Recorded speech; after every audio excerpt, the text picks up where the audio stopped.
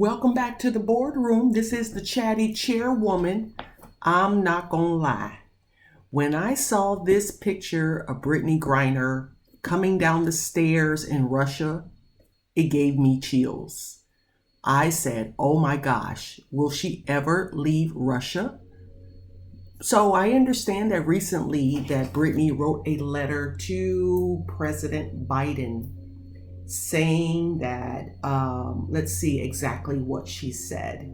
So she wrote a letter to President Biden saying, as I sit here in Russia, as I sit here in a Russian prison alone with my thoughts and without the protection of my wife, family, friends, Olympic jersey, or any other accomplishments, I am terrified I might be here forever.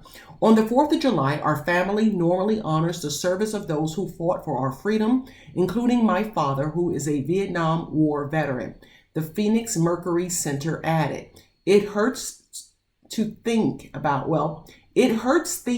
how I usually celebrate this day because freedom means something completely different to me this year.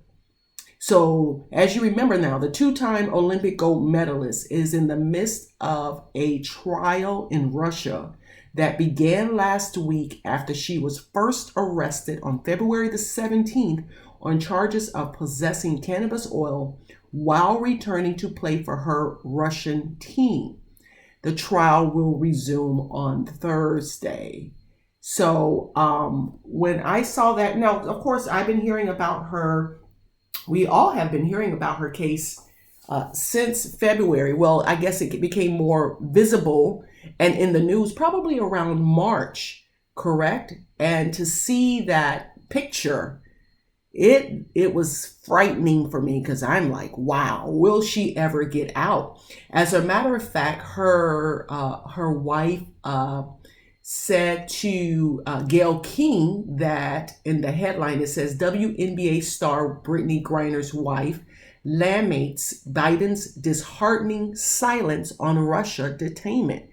And that led to my question. I've been thinking this for a while. Why hasn't there been an outcry or a really high level organized effort to try to get her out? Why is everyone silent? Basically non-existent, not engaged at all on this issue. Why isn't there like a petition?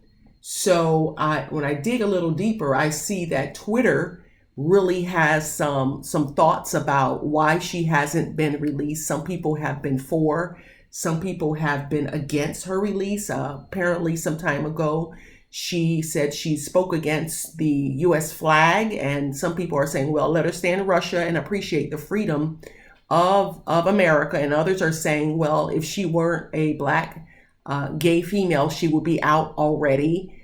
So why isn't there an outcry overall? It's just hard to understand. And I know recently her sister held a press conference expressing her concern about her sister still being held in Russia. Now, one thing I do know, I saw a post by The Hill, and the headline says, Sharpton presses for visit with Brittany Griner in Russia. And that was released this morning. Now, one thing I do know, sending Sharpton over to negotiate her release, is that the answer? Is that the answer? Will Russia respond to Sharpton? I know years ago, Jesse Jackson would take on such humanitarian missions to try to get people released. And some of them, I remember, were successful. Some of them not so much. Some of them were successful, I do remember. But I'm not sure if the Reverend Al Sharpton is the one to negotiate the release. He wants to go over with religious leaders. I would think you would have to appeal to Russia's interests. So maybe some leaders of the NBA and the WNBA can go over there with a high-level diplomat. Because clearly, I'm not going to get into the politics of it all, but I don't know if Sharpton is the right fit for this negotiation. Will it harm it or will it make it better? So I think the U.S. has to be very careful about who they send to negotiate. I'm not sure if Sharpton, in their eyes, is high level enough or can bring anything to the table. So I for sure didn't think that was a good idea. And now is not the time to play politics, right? Because this young lady is there in Russia. And let me tell you, like I said, since we first heard it, and I know the coverage has been sporadic, but when I saw her and them holding her and pulling her with those handcuffs, and I know we see that a lot in the US, but we know in the US, there is a system and process where you can get an attorney, where you have a jury trial or a judge trial, and you can certainly have your day in court. Of course, we know that not all cases are handled fairly, but it really alarmed me when I saw that picture, and I'm like, wow. So I do see where her coach is trying to help out and get some media traction and some interest. And in a tweet by Jake Tapper, it says that Vanessa Nygaard, coach of the WNBA Phoenix Mercury, said regarding Brittany Griner, if it was LeBron, he'd be home, right? It's a statement about the value of women. It's a statement about the value of a Black person. It's a statement about the value of a gay person. All of those, we know it.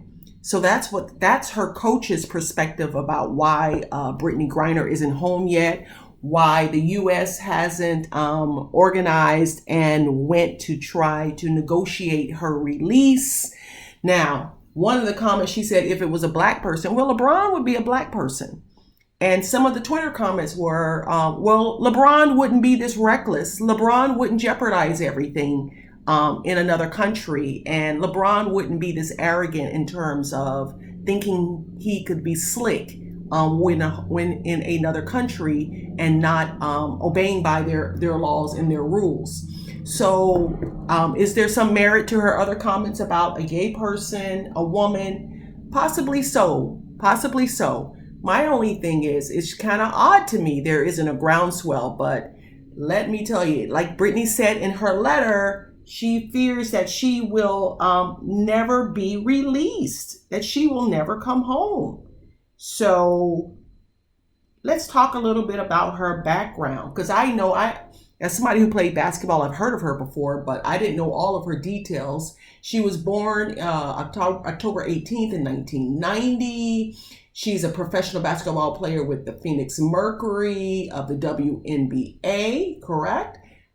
She's a 3-time All-American and an Olympian, right? She was the #1 player for high school women when she played back in 2009. And she has signed endorsement deals with companies such as Nike. Now, she stands 6'9", and she wears a size 17 shoe. Can you imagine? Griner was, as I mentioned, on the Olympian team in 2016.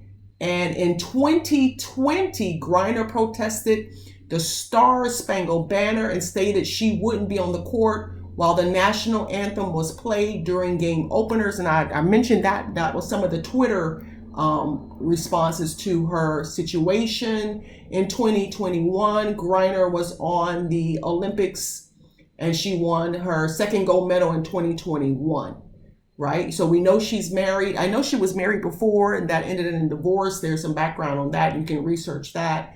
And in February 2022, she was detained by Russian customs for having hashish oil in her luggage. And she was entering Russia to play with the Russian Premier League during the WNBA off season. Her trial begins July 1. And notice, we don't see any coverage of her trial. So we don't even know what the process is for her trial. So, wow, everything is under lock and key. And remember now, some time ago, people were saying, show us. Is she okay? Is she alive? Because for a long time, Russia didn't even show any footage of her, any live footage of her. So her condition was in question. So let me know, what are your thoughts? Do you think that Al Sharpton is the right person to go to Russia and negotiate on her behalf? Do you think there isn't a groundswell because America is in such chaos We're just trying to figure out and navigate our own lives with the economy and the resurgence of COVID, they say. What do you think? It's the summer. People are just tired. What are your thoughts on this whole issue? Thank you so much. Bye-bye.